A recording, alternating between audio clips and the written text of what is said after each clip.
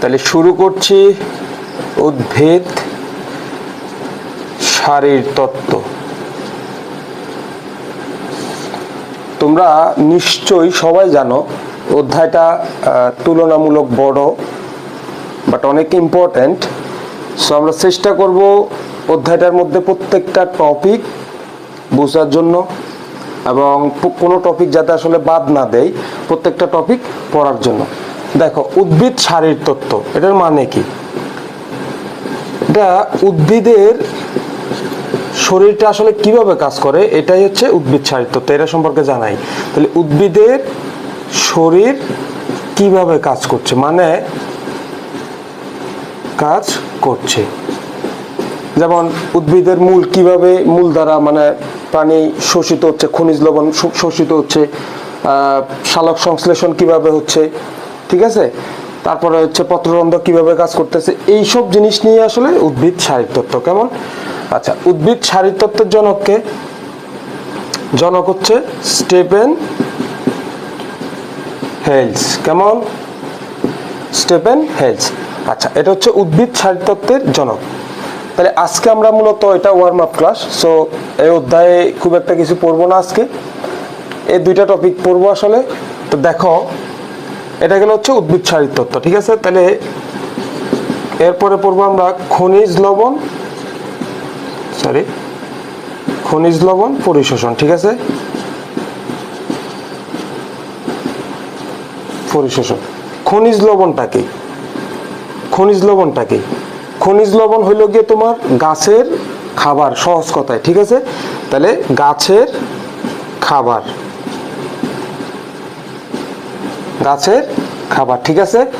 আচ্ছা, গাছের খাবার বা খনিজ লবণ, কয়টা খনিজ লবণ একেবারেই গাছের জন্য লাগবে?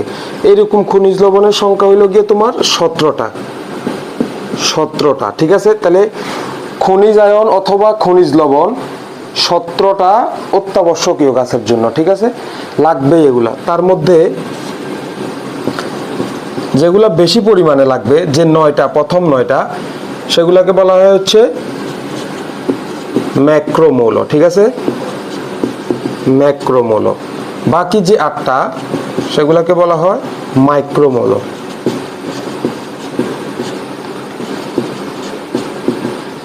আচ্ছা, এই যে 17টা, এই 17টা তাহলে 9টা বলা হচ্ছে ম্যাক্রোমৌল, যেগুলা বেশি দরকারি, বেশি পরিমাণে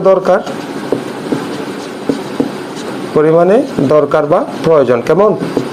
তাহলে প্রথম 9টা হচ্ছে ম্যাক্রোমৌল, পরের 8টা হচ্ছে মাইক্রোমৌল। তাহলে এই 17টা টোটাল, এই 17টাই কিন্তু লাগবে গাছের জন্য, অর্থাৎ অত্যাবশ্যকীয়, লাগবেই।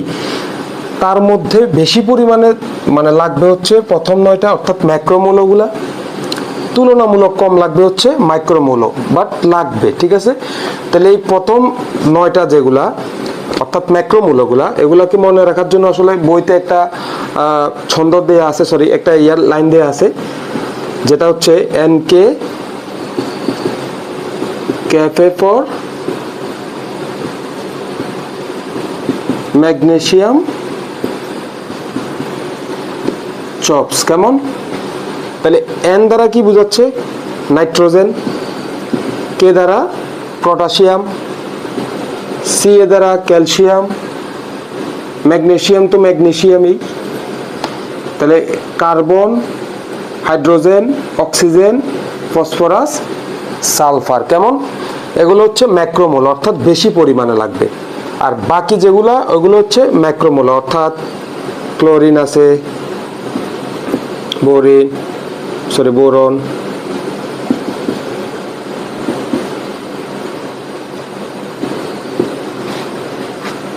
তারপরে হইলো গিয়ে তোমার কি আছে বলতো?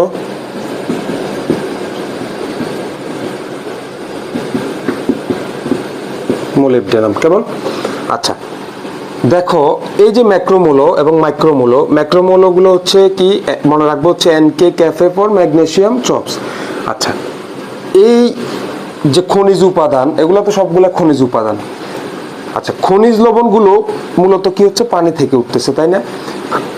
মানে অর্থাৎ মাটিস্থ থেকে খনিজ লবণগুলো পরিশোষণ করতেছে গাছ, কিন্তু তিনটা জিনিস হচ্ছে মাটির নিচ থেকে এরা শোষণ করে না, ঠিক আছে? কোন তিনটা জিনিস? এই তিনটা জিনিস, অর্থাৎ CH এবং O, ঠিক আছে?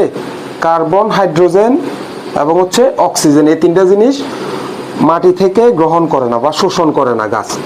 আচ্ছা, তাহলে এই তিনটার কোনটার কি গ্যাস দেখো একেবারে বিস্তারিত যদি বলি। ম্যাগনেসিয়াম কি তৈরি করে? ক্লোরোফিল।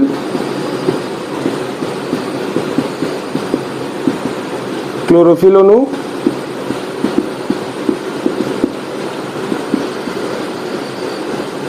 সাহায্য করে, কেমন? ক্লোরোফিল অণু গঠন মানে গঠনে সাহায্য করে। ক্লোরোফিল অণু হওয়া মানে কি হওয়া? সালোক সংশ্লেষণ হওয়া, তাই না? আচ্ছা, তাহলে হাইড্রোজেনটা কি করতেছে? কোষ গঠন করতেছে, কেমন? কার্বন, কার্বন কি করতেছে? খাদ্য তৈরিতে সহায়তা করে, ঠিক আছে? তাহলে ওকে। আর এটা হচ্ছে তোমার, এটাও কোষ গঠনে সাহায্য করে, পাশাপাশি তোমার এটাকে কি বলা হয়? হ্যাঁ, কোষ গঠনে এটা সহায়তা করে, অক্সিজেনটা, ঠিক আছে? তাহলে এই তিনটা জিনিস হলো গিয়ে তোমার যেগুলা মাটিস্থ থেকে বা মাটি থেকে উদ্ভিদ শোষণ করে না, ঠিক আছে? আচ্ছা, তাহলে এখন আরেকটা প্রশ্ন আসতে পারে, তোমার সবচেয়ে বেশি পরিমাণ প্রয়োজন কোনটা? তাহলে আমি বলছি বেশি পরিমাণে প্রয়োজন হচ্ছে ম্যাক্রোমোলক এবং তুলনামূলক কম পরিমাণে দরকার হচ্ছে মাইক্রোমোলক। তাহলে যদি প্রশ্ন এভাবে করে যে সবচেয়ে বেশি উদ্ভিদের জন্য সবচেয়ে বেশি প্রয়োজনীয় জিনিস কোনটি, অবশ্যই সেটা হবে হাইড্রোজেন, ঠিক আছে? বেশি প্রয়োজন, তাহলে সবচেয়ে বেশি প্রয়োজন কোনটি? হাইড্রোজেন। এবং সবচেয়ে কম জিনিস মানে কম দরকার হচ্ছে কি? মোলিবডেনাম, কেমন? সবচেয়ে কম প্রয়োজন। আচ্ছা, তাহলে এটা গেল হচ্ছে খনিজ লবণ। এই সবগুলো হচ্ছে খনিজ লবণ, অর্থাৎ যে 17টা এগুলো হচ্ছে উদ্ভিদের জন্য লাগবেই এমন। আচ্ছা, তাহলে এখন প্রশ্ন হইলো এই খনিজ লবণ অথবা খনিজ আয়নগুলো কিভাবে শোষণ করতেছে উদ্ভিদের মূল? কিভাবে করতেছে? উদ্ভিদের মূলের একেবারে নব যে কোষগুলো, অর্থাৎ কোষ বিভাজনের ফলে নতুন যে কোষগুলো উৎপন্ন হয় সেই কোষগুলো কি করতেছে? এই যে আয়নগুলা অর্থাৎ খনিজ উপাদানগুলাকে কি করতেছে? শোষণ করতেছে, ঠিক আছে? তাহলে নবগঠিত কোষ বা নবকোষ, ঠিক আছে? আচ্ছা, কিভাবে করতেছে? অর্থাৎ এই যে খনিজ লবণগুলো কিভাবে শোষণ করতেছে? শোষণ করতেছে হইলো গিয়ে তোমার আয়ন আকারে। কিভাবে? যে মাটির মধ্যে পানি থাকে তোমার, এগুলো ধরো মাটির মধ্যে পানি থাকে না, এই পানির মধ্যে কি হয়? এই আয়নগুলো অর্থাৎ লবণগুলো মিশে যায়, মিশে আয়নে মানে রূপান্তরিত হয়। কিভাবে? ধরো এটা ক্যালসিয়াম বা পটাশিয়াম, এগুলো হচ্ছে যেমন ক্যালসিয়াম 2+, ঠিক আছে? তাহলে এরকম আয়ন আকারে হচ্ছে কি হবে? মাটিস্থ দবনে কি হবে? দ্রবীভূত হয়ে থাকবে। এবং এই আয়ন আকারে অর্থাৎ সহজ কথায় যদি বলি পজিটিভ আয়ন এবং হচ্ছে নেগেটিভ আয়নে কি হয়? খনিজ লবণগুলো বা খনিজ আয়নগুলো শোষণ করে, অর্থাৎ আয়ন আকারে মূল কি করে? মূলের যে নবকোষ থাকে এগুলোকে শোষণ করে, খনিজ আয়নগুলোকে শোষণ করে, কেমন? আচ্ছা, এখন প্রশ্ন আরেকটা আসতে পারে এখান থেকে, সবচেয়ে দ্রুত এই আয়নগুলোর মধ্যে সবচেয়ে দ্রুত কোনটা, মানে কোন আয়নগুলো শোষণ করে মূলে, এবং সবচেয়ে আস্তে হচ্ছে কোনগুলা শোষণ করে? তাহলে দেখো সবচেয়ে দ্রুত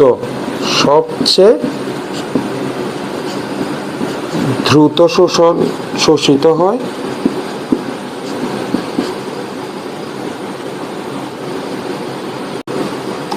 পটাশিয়াম এবং হচ্ছে তোমার নাইট্রেট আয়ন, কেমন? এই যে উপাদানগুলো দেখতেছো খনিজ, এই যে আমি একটু আগে বলছিলাম আয়ন আকারে শোষিত, এরকম আয়ন আকারে শোষিত হচ্ছে, কেমন? আচ্ছা, তাহলে দেখো সবচেয়ে দ্রুত শোষিত হচ্ছে কি? পটাশিয়াম আয়ন এবং নাইট্রেট আয়ন। তাহলে সবচেয়ে আস্তে বা মন্থরে কি হয়?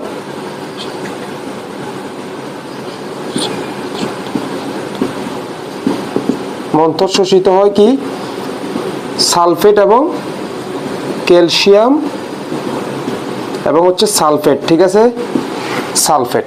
তাহলে দেখো এই যে আয়নগুলো আছে, সরি খনিজ লবণগুলো আছে, এগুলোর মধ্যে সবচেয়ে দ্রুত শোষিত হচ্ছে পটাশিয়াম আয়ন এবং নাইট্রেট আয়ন, সবচেয়ে মন্থর গতিতে হচ্ছে শোষিত হচ্ছে ক্যালসিয়াম এবং সালফেট আয়ন, ঠিক আছে। আচ্ছা, এবার আমরা পড়ব মাটিতে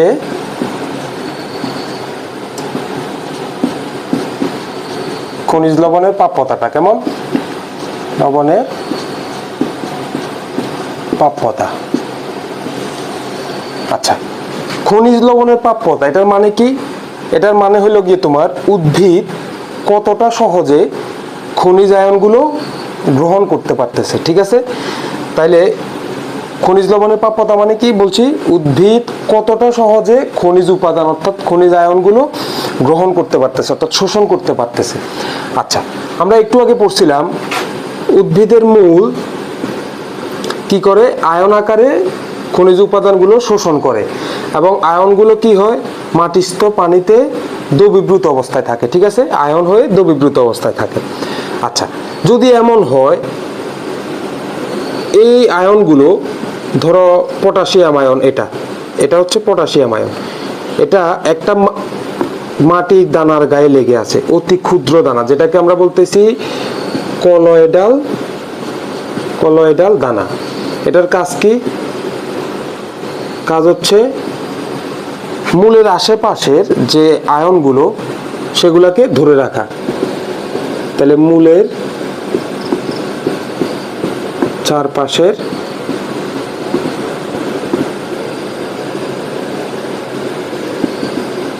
খনিজ আয়ন কি করে, ধরে রাখা হচ্ছে এর কাজ, কেমন। আচ্ছা, তাহলে বলছি কি, যদি এমন হয় মাটির গায়ে অর্থাৎ কলয়েডাল দানার গায়ে যখন আয়ন লেগে থাকবে তখন উদ্ভিদের মূল এটাকে কিভাবে শোষণ করবে, এইটা জানার জন্য দুইটা মতবাদ আছে। কিভাবে শোষণ করবে এটার জন্য দুইটা মতবাদ আছে। এক নাম্বার মতবাদ হচ্ছে কার্বন ডাই অক্সাইড মতবাদ, কার্বন ডাই অক্সাইড, কেমন, অক্সাইড, কার্বন ডাই অক্সাইড মতবাদ। আচ্ছা, এই মতবাদ অনুসারে উদ্ভিদের শ্বসন প্রক্রিয়ায় যে কার্বন ডাই অক্সাইড উৎপন্ন হয় সেটা, এগুলো হচ্ছে মাটি, ঠিক আছে, সেটা কি করে মাটিস্থ পানির সাথে, মাটিস্থ অর্থাৎ মাটির পানির সাথে বিক্রিয়া করে কার্বনিক অ্যাসিড তৈরি করে, কেমন, কার্বনিক অ্যাসিড তৈরি করছে, সেটা পরবর্তীতে ভেঙে কি হয়, একটা প্রোটন তৈরি করে এবং বাইকার্বনেট তৈরি করতেছে, ঠিক আছে। আচ্ছা, তাহলে এই মতবাদে বলা হয়েছে, ধরো এটা যদি একইভাবে কলয়েডাল দানা হয়,